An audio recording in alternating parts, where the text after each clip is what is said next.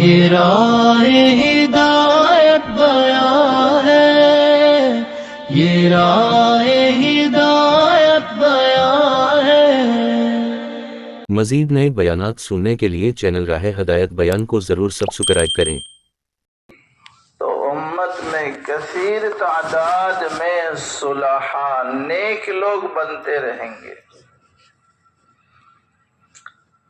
اور اگر انبیاء علیہم الصلاۃ والتسلیم کی محنت، صلحاء، صدیقین، شہداء کی محنت ختم ہو جائے تو امت میں خال ہی کوئی صالح بنے گا۔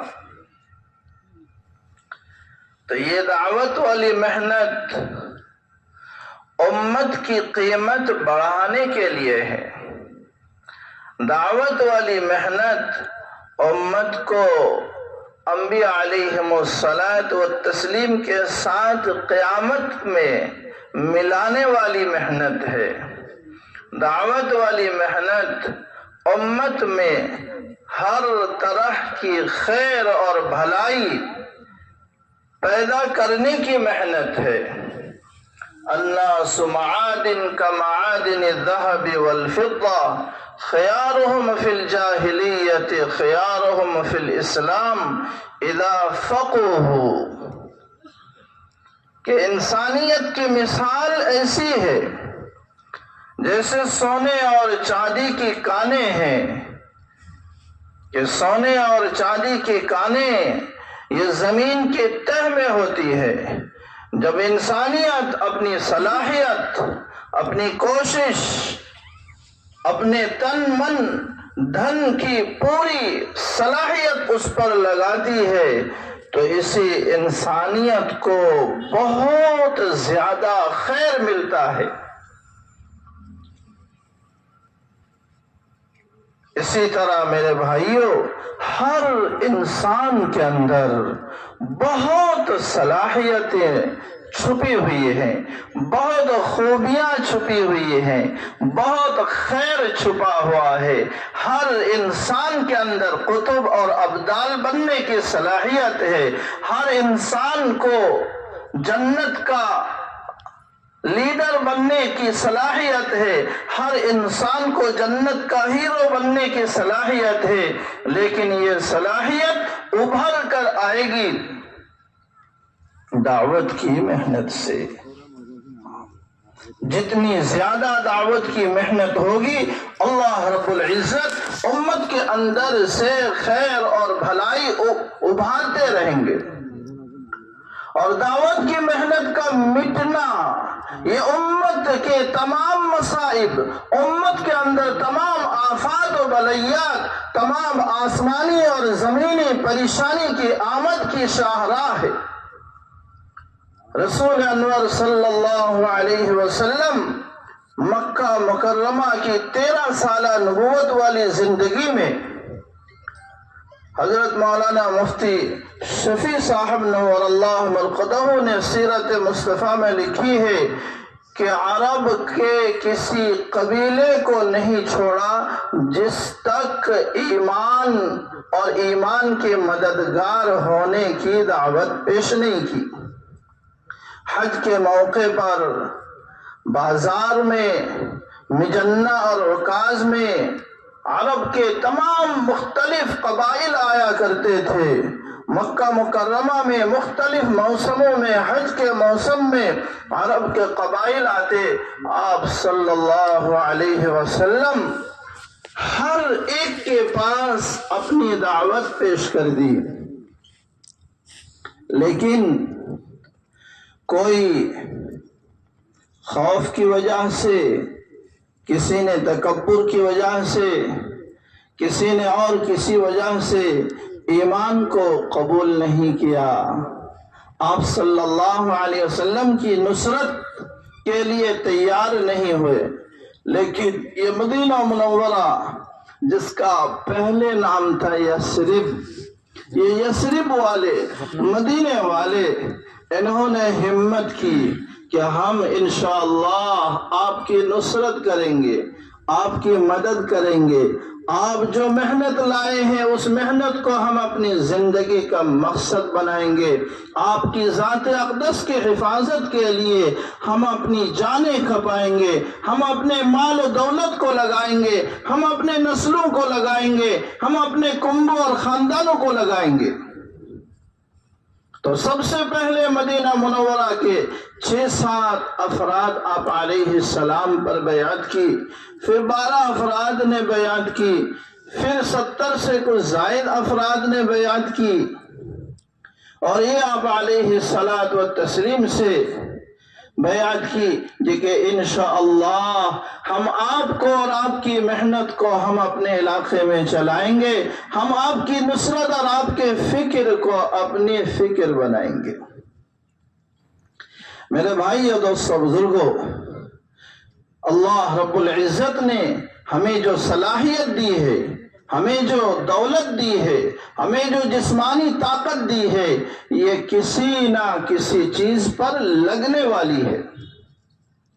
اگر ہم دین کو دنیا میں زندہ کرنے میں لگا دیا تو اللہ رب العزت دنیا اور آخرت کے تمام خیر ہماری طرف متوجہ کر دیں گے. اور اگر ہم نے اپنی صلاحیت کو دین کی محنت پر نہیں لگائی, ایمان کو بنانے میں نہیں لگائی, اعمال کو بنانے میں نہیں لگائی, امت کے ایمان کو بنانے میں نہیں لگائی, امت کے اعمال درست کرنے میں نہیں لگائی, میرے بھائی دوستو بزرگوں, ضرور بھی ضرور ہم باطل کے لقمہ بن جائیں گے. یا تو حق کے داعی ہوں گے یا باطل کے مدعو ہوں گے, دو حال سے خالی نہیں. یا تو حق کو بالا کرنے کے لیے اپنی زندگی کا مقصد بنائیں گے, یا تو باطل کے ہم شکار ہوں گے. تو اہل مدینہ نے حق کو مقصد حیات بنایا, حق کی نصرت کو مقصد حیات بنایا. اللہ رب العزت کا وعدہ ہے, ان تنصر اللہ ینصرکم, بندہ تو کر میرا کام, میں کروں گا تیرا انتظام. جو اللہ کا کام کرے گا, جو اللہ کے دین کی نصرت کا کام کرے گا, اللہ رب العزت اس کے نسلوں کے حلال روزی کا فیصلہ کرے گا. اللہ تعالیٰ ان کے اندر جتنی بھی خامیاں ہیں, جتنی بھی خرابیاں ہیں, جتنی بھی پریشانیاں ہیں, ان تمام پریشانیوں کو دور کرنے کا وعدہ کیا ہے. بہت سوچنے کی چیز ہے. اس وقت پوری دنیا میں کسی بھی ملک میں, کسی بھی صوبے میں, کسی بھی ضلع, کسی بھی گاؤں, کسی بھی محلے میں جائیے, ہر جگہ پر 3 شکایت اکثر آپ کو دیکھنے کو ملے گی کہ مسلمان قرضے میں مبتلا ہے, مسلمان قرضے میں مبتلا ہے, مسلمان مختلف لا علاج بیماریوں میں مبتلا ہے, مسلمان آپس میں پھٹے ہوئے ہیں, مسلمان آپس میں ٹوٹے ہوئے ہیں. ان تمام آفات, ان تمام مصائب کا واحد علاج ہے دعوت اللہ کی محنت کو نہج نبوت پر عام کرنا. تو 72 افراد مدینہ منورہ کے آپ علیہ السلام کے ہاتھ پر بیعت کیے, آپ پر ایمان لانے کا وعدہ کیا, آپ کے دین کی نصرت پر عزم کیا, لیکن ہمت نہیں ہو رہی تھی. انہوں نے کہا کہ یا رسول اللہ, ہم مدینے میں اس سال آپ کو نہیں لے جا پائیں گے. آپ علیہ السلام نے پوچھا کیا وجہ ہے؟ انہوں نے کہا یا رسول اللہ, آپ ہمارے مہمان ہوں گے, اور مدینے میں ایک وائرس, ایک وبائی بیماری چل رہی ہے, کہ انسان کو بخار آتا ہے اور پھر اس کا انتقال ہو جاتا ہے۔ آپ ہمارے معزز مہمان ہوں گے، آپ ہمارے ساتھ جائیں گے، ہمیں اس کا اندیشہ ہے کہ آپ اس بیماری میں مبتلا نہ ہو جائیں۔ آپ علیہ السلام نے فرمایا دوسری کیا وجہ ہے؟ انہوں نے کہا یا رسول اللہ، ہم مدینے کے اوس و خزرج قبیلے ہیں، ہمارے جو پڑوسی ہیں وہ یہود ہیں، ان یہودیوں سے ہم نے بہت سارا قرضہ لے رکھا ہے، ہم قرضے میں دبے ہوئے ہیں، ہم چاہتے ہیں تھوڑا اور آپ ہمیں مہلت دیں تاکہ ہم اس قرضے سے نکل آئیں۔ ابھی ہمارے پاس اتنا مال ہی نہیں ہے کہ ہم اپنی ضرورتیں پوری کر سکیں، پھر آپ کی نصرت کیسے ہم کریں؟ آپ علیہ السلام نے فرمایا تیسری کیا چیز ہے؟ انہوں نے کہا یا رسول اللہ، مدینے میں ہمارے دو قبیلے ہیں، اوس اور خزرج، ان دونوں میں زمانوں سے لڑائیاں چلی آ رہی ہیں، ہم آپس میں ابھی تک متحد نہیں ہیں، ہم چاہتے ہیں اپنے درمیان ان لڑائیوں کو ختم کر لیں، پھر آپ کو لے جائیں گے۔ آپ علیہ الصلاۃ والتسلیم نے ان تین مصائب کو دور کرنے کے لیے کوئی تقریر نہیں فرمائی، کوئی نصیحت نہیں فرمائی۔ آپ علیہ الصلاۃ والتسلیم نے دو صحابی کو روانہ کیا، حضرت مصعب ابن عمیر رضی اللہ عنہ، حضرت عبداللہ ابن مکتوم رضی اللہ عنہ کو۔ ان دونوں کو دعوت کی محنت کے لیے مدینہ منورہ روانہ کیا، اور وہاں کا راہبر مدینے کا سردار حضرت اسعد ابن زرارہ رضی اللہ عنہ۔ حضرت مصعب ابن عمیر رضی اللہ عنہ مدینے میں جا کر اپنا کوئی کاروبار نہیں سوچا، اپنا کوئی گھر بنانے کو نہیں سوچا، اپنے رہنے کے اپنے قیامگاہ کو نہیں سوچا۔ حضرت مصعب ابن عمیر رضی اللہ عنہ متکلم اور حضرت اسعد ابن زرارہ رضی اللہ عنہ راہبر، ان دونوں نے مل کر گھر گھر فرد فرد دعوت کی محنت شروع کی۔ کیا شروع کی بھائی؟ ہاں، ہمیں کہا جاتا ہے کہ گھر گھر فرد فرد محنت کیجیے۔ ہمیں شرم آتی ہے کہ ارے وہ ہمارے سرپنچ ہے، وہ ہمارے ماسٹر صاحب ہیں، وہ ہمارے فلاں صاحب ہے، ان کے پاس جا کر کیسے ہم دین کی بات کریں؟ یقیناً ان کی عزت ہمارے دل میں ہونی چاہیے۔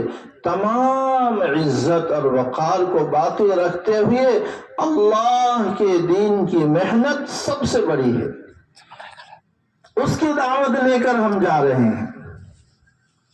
تو حضرت مصعب ابن عمیر رضی اللہ عنہ نے ہر ایک پر رحم کھایا، انصار مدینہ کے سرداروں پر بھی رحم کھایا، ان پر بھی ایمان کو پیش کیا، اور مدینہ منورہ کے سب سے نیچے درجے کے جو لوگ ہیں ان پر بھی رحم کھایا، ان کے پاس بھی ایمان کی محنت لے کر گئے۔ ایک سال گزرتے گزرتے اللہ نے اس دعوت کی محنت کے برکت سے مدینے کا کوئی گھر ایسا نہیں رہا جس گھر کے تمام افراد یا اکثر افراد ایمان کو قبول نہیں کیا۔ انہوں نے کھجور کے درخت کے نیچے اپنا قیام گاہ بنایا، جب تک جاتے کھجور کے درخت کے نیچے آرام فرماتے، اور حضرت عبداللہ ابن ام مکتوم رضی اللہ عنہ کو دین کی معلومات حاصل تھی، قرآن کی کچھ صورتیں یاد تھی۔ حضرت عبداللہ ابن ام مکتوم رضی اللہ عنہ بیٹھ کر نئے آنے والے مسلمانوں کو قرآن و سنت کی تعلیم دیتے، قرآن سکھاتے۔ تو قرآن سکھانا، سنت سکھانا، قرآنی زندگی زندہ کرنا، سنتی زندگی زندہ کرنا، صرف یہ محنت انبیاء علیہم الصلاۃ والتسلیم کے طرز پر یہ دو صحابی شروع فرما دیے۔ اللہ رب العزت نے اپنے فضل و کرم سے اس دعوت کی عالی محنت کی برکت سے 1 سال کے اندر مدینہ منورہ میں یہ جو اوس و خزرج پر بہت بڑا قرضہ تھا، اس قرضہ کو اتار دیا۔ اس مدینہ منورہ میں جو وبائی بیماری چل رہی تھی، اس بیماری کو بھی ختم فرمایا۔ آپس میں جو انتشار تھا، اختلاف تھا، اس اختلاف کو بھی ختم فرمایا، اور اوس و خزرج شیر و شکر ہو کر اس دین کی محنت میں لگ گئے، اور مدینے کا ہر بچہ، ہر عورت، ہر مرد سید المرسلین امام الانبیاء صلی اللہ علیہ وسلم کے مدینہ منورہ میں آمد کے انتظار میں رہے۔ سخت گرمی میں حرہ کی تپتی ہوئی پتھریلی زمین پر مدینے والے روزانہ اپنی بستی سے آدھا 1 کلومیٹر باہر نکل کر جو راستہ مکے سے مدینے میں داخل ہو رہا ہے، آپ صلی اللہ علیہ وسلم کا انتظار کرتے۔ امام الانبیاء ہمارے پاس آئیں گے، ہم ان کا استقبال کریں گے۔ عورتوں نے، بچوں نے گیت گانا شروع کیا کہ یہ ہم استقبال کے طور پر آپ علیہ السلام کے سامنے پڑھیں گے۔ میرے بھائیو، دوستو، بزرگوں، یہ دعوت کی عالی محنت اس وقت، اس سے پہلے اور آنے والی قیامت کے صبح تک اس دنیا کے اندر جتنے بھی مصیبتیں ہیں، جتنے بھی پریشانیاں ہیں، جتنے بھی رکاوٹیں ہیں، ان تمام مصائب و آلام، ان تمام رکاوٹوں کے دور کرنے کا واحد علاج دعوت کی محنت ہے۔ حضرت یوسف رحمت اللہ علیہ فرمایا کرتے تھے، اگر مسلمان دعوت کی محنت کو عمومیت کے ساتھ اختیار کر لیں تو حکومتوں کے قانون کا مقابلہ مسلمانوں کو کرنا نہیں پڑے گا، بلکہ اگر اسلام اور مسلمانوں کے خلاف حکومتوں نے قانون کیا تو اللہ رب العزت خود ان کا مقابلہ فرمائیں گے۔ آج ہم نے اپنے فرض منصبی کو چھوڑ دیا، ہم اس ذمہ داری کو ادا کرنے میں سستی کی، ہم نے اپنے اعمال، اپنے اخلاق، اپنے عقائد کو درست اس عالی محنت کے ذریعے سے نہیں کی۔ میرے بھائیو، دوستو، بزرگوں، اعمالکم اعمالکم، جیسے تمہارے اعمال ہوں گے اللہ رب العزت ویسے ہی حکام مسلط فرمائیں گے۔ یہ حکام، یہ ہمارے اعمال ہیں، ان کی کوئی غلطی نہیں ہے، ان کے قصور نہیں ہے۔ جیسے ہم اپنے اعمال کو کریں گے ویسے ہی اللہ رب العزت ہمارے اوپر حکام مسلط فرمائیں گے۔ ظہر الفساد فی البر والبحر بما کسبت ایدی الناس، بحر و بر میں جتنے بھی فساد رونما ہو رہے ہیں وہ انسانیت کے اعمال ہیں۔ وما اصابکم من مصیبہ فبما کسبت ایدیکم ویعفو عن کثیر، تمہیں جو مصیبت ملتی ہے، آتی ہے، پہنچتی ہے، فبما کسبت ایدیکم، وہ تمہارے ہاتھ کی کمائی ہے۔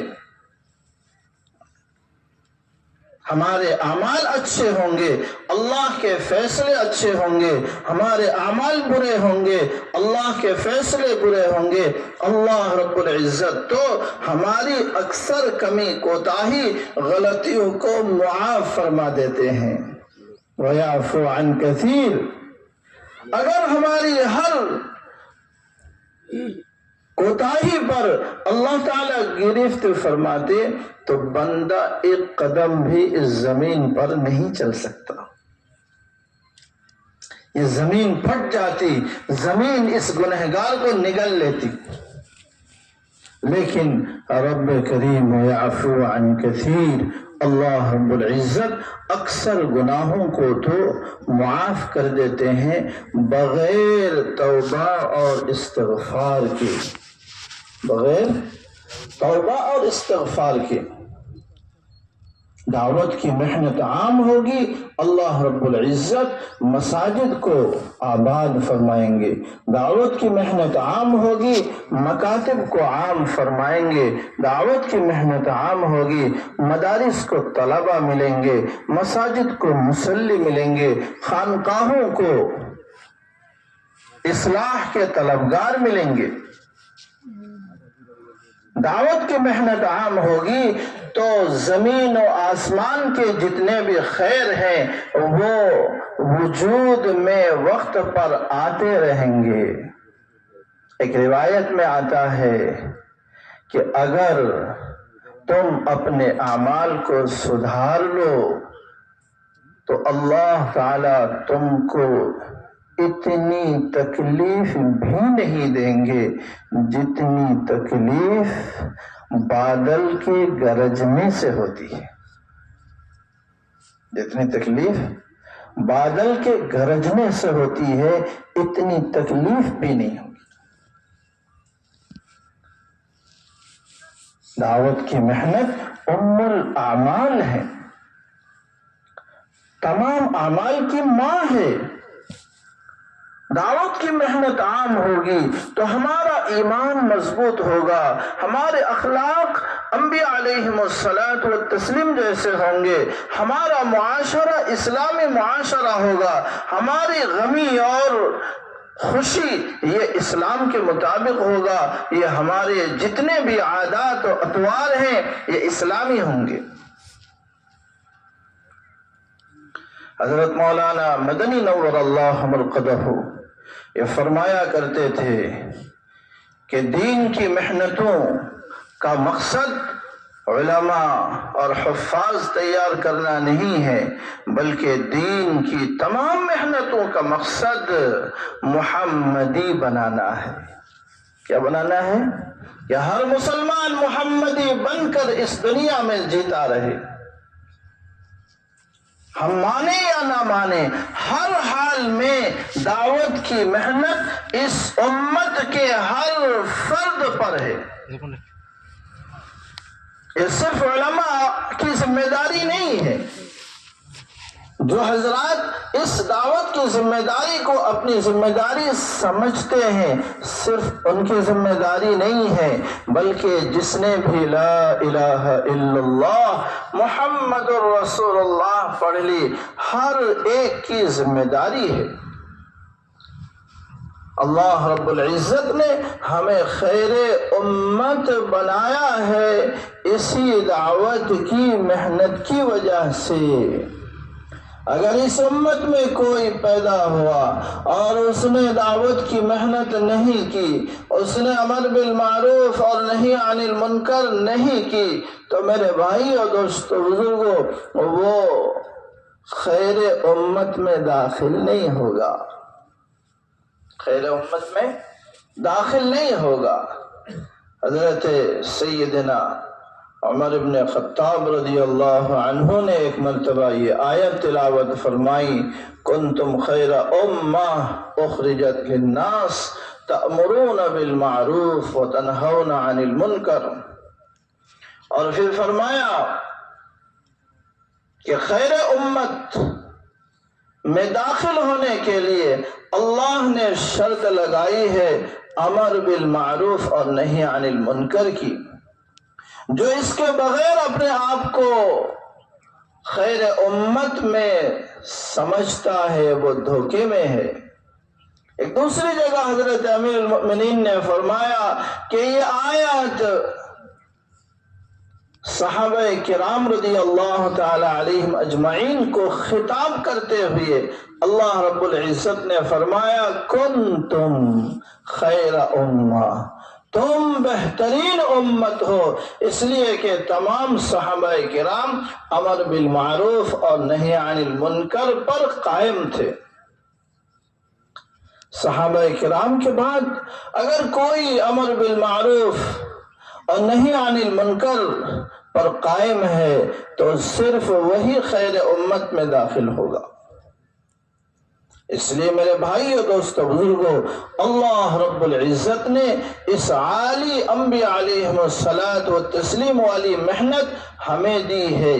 اس محنت کو ذمہ داری کے طور پر ادا کرنے کے لیے اللہ نے اس محنت کا ایک میدان بھی ہمیں دیا ہے۔ محنت کا میدان اپنی ذات سے لے کر انسانیت کا آخری حد، جو دنیا کے سب سے آخر میں انسان ہے، وہاں تک میری محنت کا میدان ہے۔ صرف ایسا نہیں ہے کہ ہم دوسروں پر محنت کریں اور اپنوں کو بھلا دیں، دوسروں پر محنت کریں اپنی ذات کو بھلا دیں، دوسروں پر محنت کریں اپنے اہل و عیال کو بھلا دیں، دوسروں پر محنت کریں اپنے رشتہ داروں کو بھول جائیں، دوسروں پر محنت کریں اپنے محلے، اپنے گاؤں، اپنے شہر والوں کو بھول جائیں، بلکہ یہ سب ہماری محنت میں داخل ہے۔ اللہ رب العزت نے قرآن کریم میں فرمایا، یا ایھا الذین آمنوا قوا انفسکم واہلیکم نارا، ایمان والو، تم اپنی ذات کو اور اپنے اہل و عیال کو جہنم کی آگ سے بچاؤ۔ تو سب سے پہلے اپنی ذات کو اپنی محنت کا میدان بنانا ہے، اپنی ذات کو اپنی محنت کا میدان بنانا ہے، ورنہ اتأمرون الناس بالبر وتنسون انفسکم وانتم تتلون الکتاب افلا تعقلون۔ قرآن کریم کی طرف سے بہت سخت وعید ہے۔ اس لیے سب سے پہلے اس محنت کے ذریعے سے اپنے ایمان کو مضبوط کرنا ہے، اپنے اعمال کو مضبوط کرنا ہے۔ حضرت جی الیاس رحمت اللہ علیہ فرمایا کرتے تھے کہ اس محنت کا میدان اپنے ایمان اور اپنے اعمال کو مضبوط کرنا اور امت کے ایمان اور امت کے اعمال کو مضبوط کرنا ہے۔ جو صرف اور صرف اپنے ایمان اور اپنے اعمال کو مضبوط کرتا ہے اور امت کے ایمان اور اعمال کو مضبوط کرنے کی محنت نہیں کرتا ہے، تو وہ بڑا دیندار تو ہو سکتا ہے لیکن دین کا مددگار نہیں ہو سکتا، دین کا مددگار نہیں ہو سکتا ہے۔ جس طرح ہمیں دیندار بننے کا حکم ہے، اسی طرح دین کا مددگار بننے کا بھی حکم ہے، دین کا مددگار بننے کا بھی حکم ہے۔ اس لیے سب سے پہلے اپنی ذات کو اپنی محنت کا میدان بنانا ہے۔ اپنے ایمان کو مضبوط کرنے کے لیے دوسروں کے پاس بے غرض ہو کر، بے طلب بندوں کے پاس جا کر ایمان کی خوب دعوت دینی ہے۔ جتنا زیادہ ایمان کو بولیں گے، ایمان کی دعوت دیں گے، اللہ رب العزت کی بڑائی کو بیان کریں گے، اللہ رب العزت کی بڑائی کو بیان کرنے کے تو ہم مامور ہیں۔ ربک فکبر، اپنے رب کی بڑائی بیان کیجئے۔ جتنا زیادہ ہم اللہ کی بڑائی دوسروں کے سامنے بیان کریں گے، اللہ رب العزت ہمارا ایمان مضبوط فرمائیں گے۔ ہم اپنے اعمال کو درست کرنا چاہتے ہیں، جس عمل کی ہماری اپنی زندگی میں کمی ہے اس عمل کی ترغیب ہم جتنا زیادہ دوسروں کو دیں گے، جو برا عمل ہم اپنی زندگی سے نکالنا چاہتے ہیں اس کی نفرت جتنا زیادہ امت میں پیدا کرنے کی کوشش کریں گے، اللہ تعالیٰ وہ برا عمل، وہ منکر ہماری زندگی سے نکالیں گے، اور جو اچھا عمل ہم اپنی زندگی میں لانا چاہتے ہیں، جو اچھا عمل ہم اپنی زندگی میں لانا چاہتے ہیں، اس اچھے عمل کو خوب ترغیب دیتے ہیں۔ اپنی فیملی ہے، ہمارا کنبہ ہے، میری بیوی، میری بیٹی، میرا بیٹا، میرا بھائی، میری بہن، میرے والد، میری امی، یہ بھی ہماری محنت کا میدان ہے، اس سے غافل نہیں ہونا ہے۔ روزانہ 5 اعمال کے ساتھ اپنے گھر میں تعلیم کے حلقے کے ذریعے سے اپنے کنبے کے اندر، اپنے محرم فیملی کے اندر دینداری پیدا کرنے کی محنت، یہ بھی ہماری ذمہ داری ہے۔ اللہ رب العزت نے صیغہ امر کے ساتھ ہمیں اس کا حکم دیا ہے، قُوا أَنفُسَكُمْ وَأَهْلِيكُمْ، بچاؤ اپنی ذات کو اور اپنے اہل و عیال کو،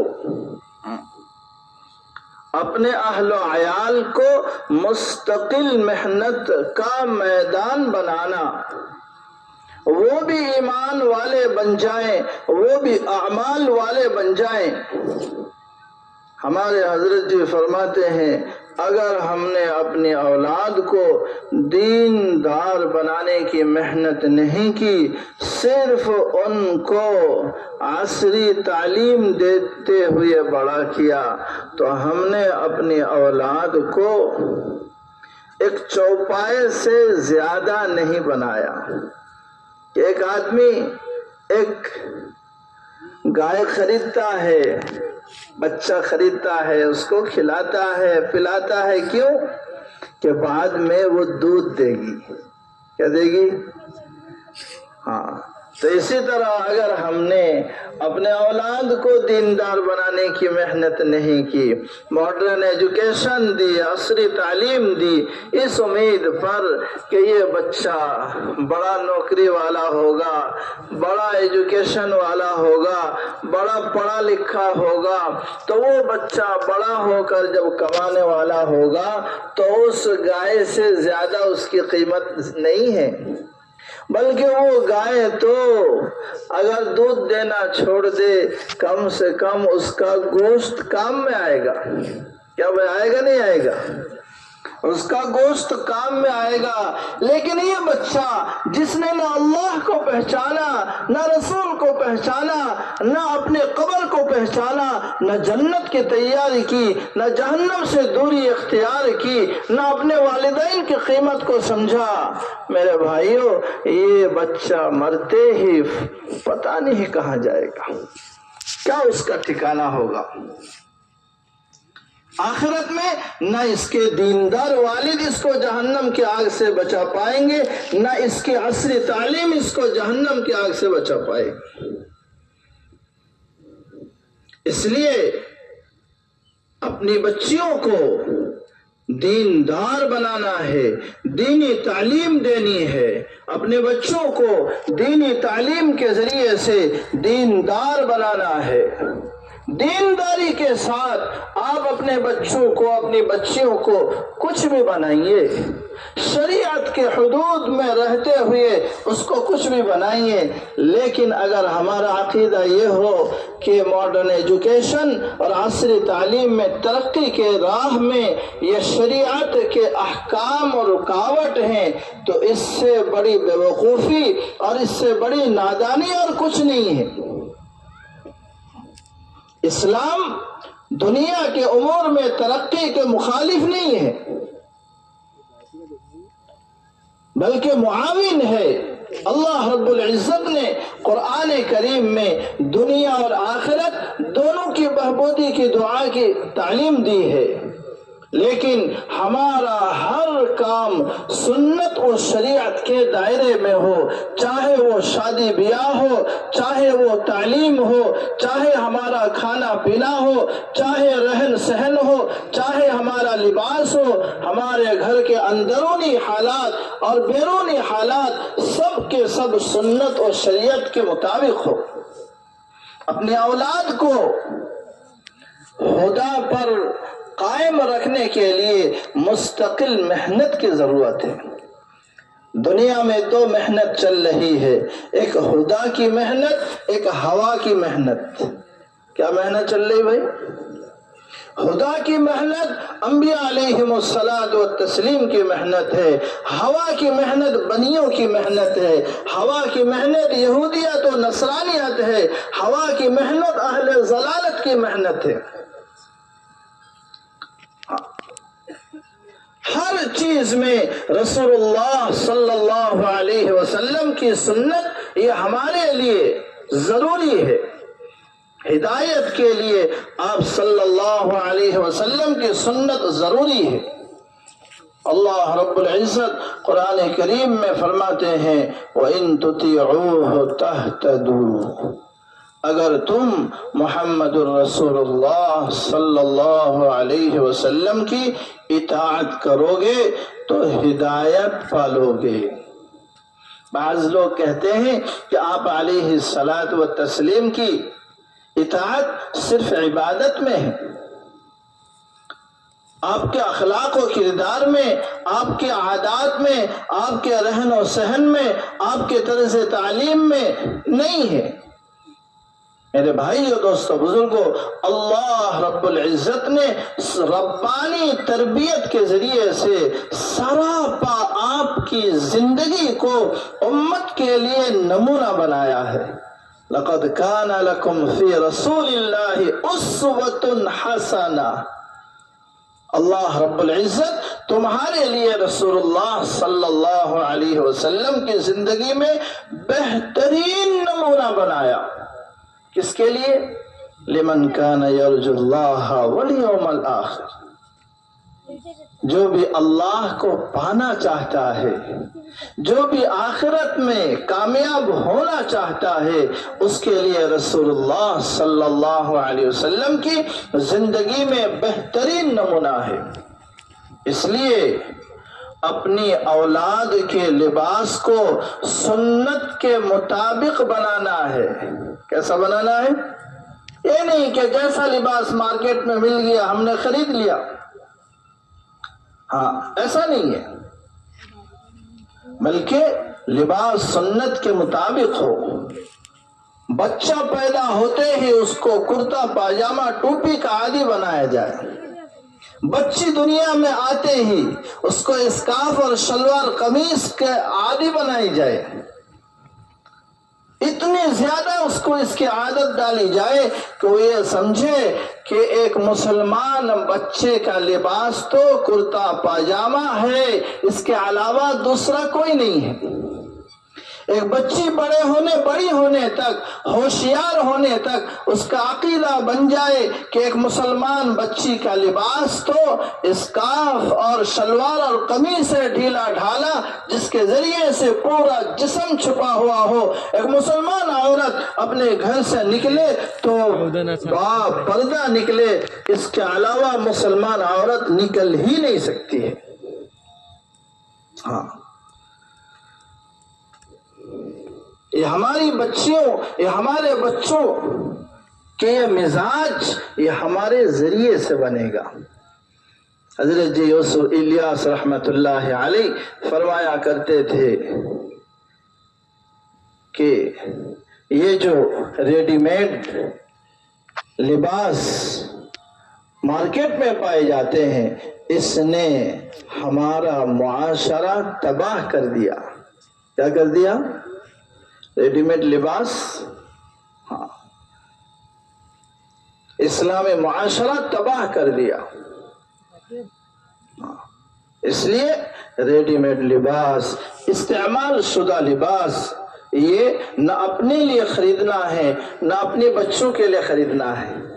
ہم سمجھتے ہیں کہ یہ جو استعمال شدہ لباس ہے یہ ہم کم پیسے میں اچھے کپڑے ہمیں مل جائیں گے تو اس کے ذریعے سے ہمارا بہت نفع ہو جائے گا۔ میرے بھائیو، دوستو، بزرگوں، لباس پہننے والے کی زندگی کے اثرات لباس میں آتے ہیں۔ لباس میں آپ جو لباس ریڈی میڈ ہو یا استعمال شدہ ہو آپ خرید رہے ہو، پتہ نہیں وہ استعمال شدہ لباس پہننے والا اس کو پہن کر اللہ کی کیا نافرمانیاں کی ہیں، آپ اس کو پہن رہے ہو تو وہ ساری نافرمانیاں آپ کی زندگی میں منتقل ہوگی۔ حضرت جی الیاس رحمت اللہ علیہ کے زمانے میں ایک سادہ سیدھا غریب میواتی، وہ ایک بہت اچھا لباس پہن کر حضرت جی کے سامنے آیا۔ حضرت نے پوچھا، ارے بھائی یہ لباس اتنا اچھا آپ کو کہاں سے مل گیا؟ اور انہوں نے کہا کہ حضرت وہ جامع مسجد کے پاس گیا تھا، وہاں اچھا لباس بک رہا تھا، یہ استعمال شدہ میں نے خرید لیا۔ حضرت نے فرمایا استغفر اللہ، ابھی اس کو اتارو۔ نامعلوم اس پہننے والے نے اللہ تعالیٰ کی کیا کیا نافرمانی کی ہے وہ سب تمہاری زندگی میں آئے گی۔ مارکیٹ میں جو ریڈی میڈ لباس بکتے ہیں وہ یہودیت و نصرانیت کی طرف سے پروگرام اور پلاننگ کے ذریعے سے مارکیٹ میں آتے ہیں تاکہ امت کے اندر عریانیت اور فحاشی کو عام کی جائے۔ اس لیے یہ مصنوعی ریڈی میڈ لباس سے اپنے اولاد کی حفاظت کرنی ہے۔ ہم ابھی سے اپنے گھر کا ماحول بنائیں، ہم کچا کپڑا خریدیں گے اور درزی کے ذریعے سے یہ اپنے گھر میں سلا کر اپنے بچوں کو دیں گے۔ اپنے بچوں پر مکمل نگرانی کرنی ہے کہ یہ بچے کس کے ساتھ کھیلتے ہیں، کہاں جاتے ہیں، کس سے باتیں کرتے ہیں۔ اپنے بچوں کے اندر صحابہ کرام رضی اللہ تعالی علیہ مجمعین والا جذبہ ہر وقت امن رہا ہو، یہ صحابہ والی صفات ہمارے بچوں میں آئے۔ ہمارے عورتوں کے اندر خنسہ رضی اللہ تعالی عنہ امہات المؤمنین کے افکار گردش کر رہی ہوں، ان کے صفات سے مزین ہوں۔ اس کے لیے صحابہ کرام امہات المؤمنین رضوان اللہ تعالی علیہ مجمعین کی صفات، ان کے تذکرے ہمارے گھر میں ہونے چاہیے۔ حکایت صحابہ کی تعلیم جم کر ہو، ہمارے گھر کے اندر اپنے بھائیوں کے درمیان اپنے بہوں کو اس بات کی پوری تعلیم دی جائے کہ شرعی پردہ کیا ہے، اس کی محنت ہو۔ ورنہ میرے بھائیو، دوستو، بزرگوں، ہم پوری امت میں محنت کرتے رہیں گے لیکن میرا گھر دین سے ناآشنا ہوگا، میری اولاد دین سے دور ہوگی۔ حالانکہ نمبر 2 پر یہ بھی میری محنت کا میدان ہے، یہ بھی میری ذمہ داری میں داخل ہے۔ تیسری ہماری محنت کا میدان ہے اپنے رشتہ دار۔ آج تو ہم نے اپنے رشتہ داروں کے ساتھ قطع تعلقی کی زندگی ہی اختیار کر لی ہے۔ تھوڑی بہت کوئی انبن ہو گئی ہے، پھوپھے زاد بھائی کے ساتھ بات بند، خالہ زاد بھائی کے ساتھ بات بند، چچا زاد بھائیوں کے ساتھ بات بند۔ اب ہماری ناک کا سوال ہے، ہم پہلے جا کر ملیں گے، اپنا معاملہ درست کریں گے، چھوٹا ہونا پڑے گا۔ حالانکہ میرے بھائی دوستو بزرگوں، حق کو زندہ کرنے کے لیے، معاملہ صحیح کرنے کے لیے جھکنے والے کا درجہ اللہ بلند کرتے ہیں۔ من تواضع للہ رفعہ اللہ، جو اللہ کے لیے اپنے آپ کو جھکاتا ہے اللہ تعالیٰ اس کا مقام و مرتبہ بلند فرماتے ہیں۔ اس لیے ہم خصوصاً اپنے رشتہ داروں کو بھی اپنی محنت کا میدان بنائیں۔ جس طرح ہم اپنے خوبیزاد بھائی ہمیں شادی کے لیے بلاتے ہیں، ان کی دعوت قبول کرتے ہیں، عید بقرعید میں ان کے گھر جاتے ہیں، اسی طرح میرے بھائیوں اپنے خوبیزاد بھائی کو اللہ کے راستے میں 4 ماہ نکالنے کے لیے مستقل اس کا سفر کریں، مستقل ہم ان کے گھر میں ہدایہ لے کر جائیں، مستقل ہم اس دعوت کی غرض سے ان سے ٹیلی فون میں بات کریں، صرف اپنی ضرورت کے لیے بات نہ کریں کہ ہماری جب بشری ضرورت ہوئی تب بات کی، اس کے بغیر سالوں تک کوئی بات نہیں ہے۔ ہم خیر و خیریت اپنے رشتہ داروں کی اس غرض سے لیتے رہیں تاکہ ہم آپس میں جڑے رہیں، تاکہ ہم ایک دوسرے کے خیر خواہ بنتے رہیں، تاکہ ہم ہر غم اور دکھ میں، ہر پریشانی میں اور سکھ میں ایک دوسرے کے پاس میں رہیں، ہم اپنے رشتہ داروں کے معاون بنتے رہیں۔ رسول انور صلی اللہ علیہ وسلم نے جس طرح مکہ کے عام لوگوں کو اپنی محنت کا میدان بنایا، اسی طرح اپنے چچاؤں کو بھی محنت کا میدان بنایا، اپنے بھتیجوں کو بھی محنت کا میدان بنایا، اپنے قبیلے کو بھی محنت کا میدان بنایا، اپنے رشتہ داروں کو محنت کا میدان بنایا، ایک ایک کو ٹارگٹ کیا۔ یہاں تک کہ روایت میں آتا ہے کہ آپ صلی اللہ علیہ وسلم جب مکہ مکرمہ سے ہجرت کر کے مدینہ منورہ تشریف لے جا چکے، اس وقت تک بھی آپ علیہ السلام کے خاندان میں کسی غریب نوجوان کی شادی ہوتی، آپ علیہ السلام مدینے سے اس کا تعاون کرنے کی فکر کرتے کہ تاکہ اس تعاون کے ذریعے سے، اس احسان کے بدلے میں یہ ہمارے قبیلے کا رشتہ دار، ہمارے خاندان کا نوجوان اسلام اور ایمان کی طرف مائل ہو جائے۔ اس کے باوجود جب وہ مائل نہیں ہوتے، آپ علیہ السلام فرماتے کہ تمہاری دنیاوی مصیبتوں میں تو میں کام آ سکتا ہوں، لیکن اگر تم ایمان نہیں لاؤ گے تو آخرت میں تمہیں جہنم کی آگ سے نہیں بچا سکتا۔ ہر ممکن کوشش فرماتے آپ علیہ السلام اپنے رشتہ داروں پر کہ یہ رشتہ دار سب کے سب ایمان والے بن جائیں۔ اسی طرح میرے بھائی اور دوستو بزرگوں، ہم بھی اپنے رشتہ داروں کو محنت کا میدان بنایا۔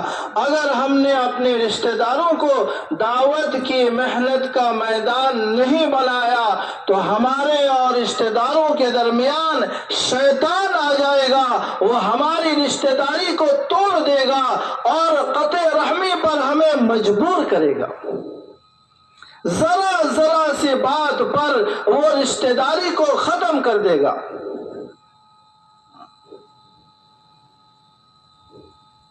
ہمارا کام ہی تو ہے رشتہ داری کو جوڑنا۔ ہم اکرام مسلم کی دعوت دیتے ہیں۔ اکرام مسلم کی ادنا سطح ہے من سلم المسلمون من لسانہ و یدہ، کہ ہم ایسا مسلمان بن جائیں کہ ہماری زبان اور ہمارے ہاتھ سے پورے مسلمان محفوظ رہیں۔ یہ اکرام مسلم کا ادنا درجہ ہے۔ اکرام مسلم کا ادنا درجہ یہ ہے کہ ہماری زبان سے کسی کو تکلیف نہ پہنچے، ہمارے ہاتھ سے کسی کو تکلیف نہ پہنچے۔ کیا بھائی اس کی ہم ضمانت دے سکتے ہیں کہ آج تک ہماری زبان سے کسی کو تکلیف نہیں پہنچی، ہمارے ہاتھ سے کسی کو تکلیف نہیں پہنچی؟